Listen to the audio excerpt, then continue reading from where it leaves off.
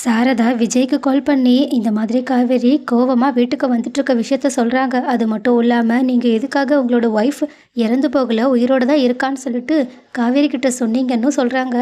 ஆனால் விஜயும் தான் சொன்ன காரணத்தை சொல்லிட்டு உயிரோட என் பொண்டாட்டி என் முன்னாடி இருக்கும்போது எப்படி அவள் இறந்துட்டான்னு சொல்கிறதுன்னு சொல்ல, ஆனால் சாரதாவும் ஒரு வேளை இறந்துட்டேன்னு சொன்னால் கண்டிப்பாக இவளோட மனசு கூட மாற வாய்ப்பு இருக்குன்னு அப்படி இப்படின்னு சொல்லிட்டு விஜயை சமாதானப்படுத்திக்கிட்டு இருக்காங்க.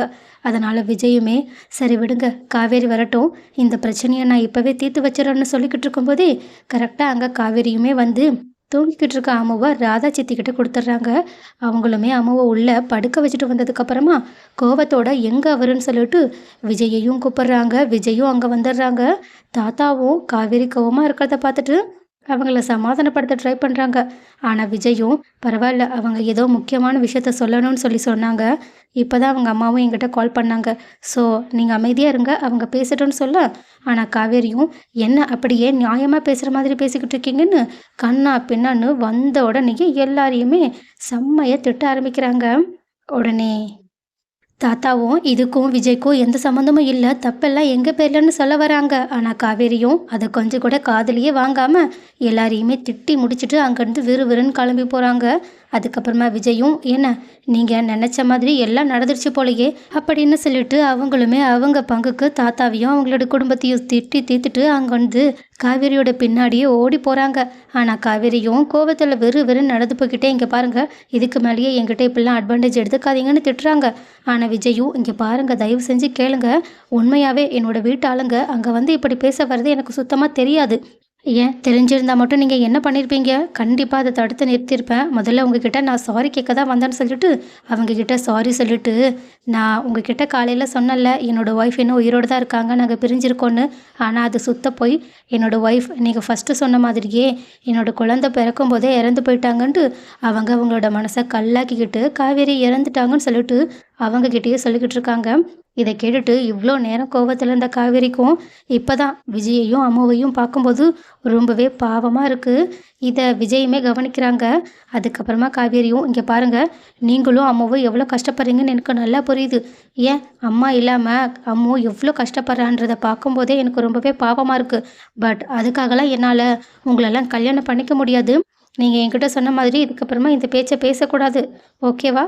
விஜயோ உடனே கண்டிப்பாக இதுக்கப்புறமா பேச மாட்டேன்னு சொல்லிட்டு காவேரியை ஒரு வழியாக சமாதானப்படுத்திடுறாங்க. காவேரியும் விஜயை ஒரு வழியாக மன்னிச்சுட்டு அங்கேருந்து கிளம்பி போகிறாங்க.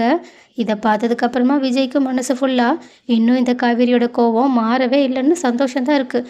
அதுக்கப்புறமா வீட்டுக்கு காவேரி வந்துக்கிட்டு இருக்கிறது தெரியாமல் சாரதா கங்கா கிட்டேயும் யமுனா கிட்டேயும் நடந்த விஷயத்த சொல்ல, இதை கேட்டுட்டு ரெண்டு பேருமே எதுக்காக இவ்வளோ சீக்கிரமாக அவசரப்பட்டு காவேரி கிட்ட சொன்னீங்கன்னு தான் திட்டுறாங்க. பட் இருந்தாலும் காவேரிக்கு ஒரு வழியாக நம்ம மனசுக்கு விஜய்க்கும் அவங்களுக்கும் கல்யாணம் பண்ணி வைக்கிறதுல முழு சம்மதம்னு தெரிஞ்சிருச்சு. ஸோ அவளும் இதுக்கப்புறமா இதை பற்றி யோசிக்கவோ வாய்ப்பு இருக்குன்னு நினச்சிக்கிட்டு இருக்காங்க.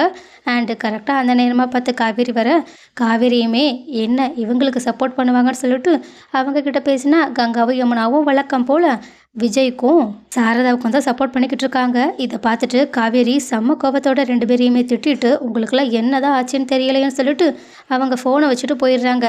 அதுக்கப்புறமா கங்காவும் யமுனாவும் சரி முதல்ல நீங்கள் அக்காவை போய் சமாதானப்படுத்துங்க, நாங்கள் அப்புறமா கால் பண்ணுறோன்னு அவங்க ரெண்டு பேருமே ஃபோனை வச்சிடுறாங்க. சாரதாவும் காவேரி கிட்ட போயிட்டு தயக்கத்தோட, காவேரி, நீ வீட்டில் போய் என்ன பேசின? அவங்கக்கிட்ட ரொம்பவே சத்தம் போட்டுட்டியா? விஜய் தம்பி ரொம்பவே வருத்தப்பட்டுட்டான்னு விஜயை பற்றியும் அவங்களோட குடும்பத்தை பற்றியும் அக்கறையாக விசாரிச்சுக்கிட்டு இருக்காங்க.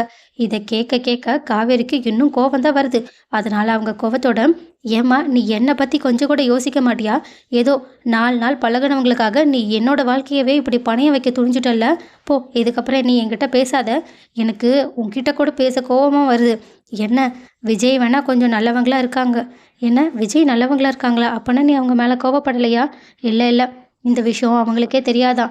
அவங்க என்கிட்ட வந்து சாரி கூட கேட்டாங்க.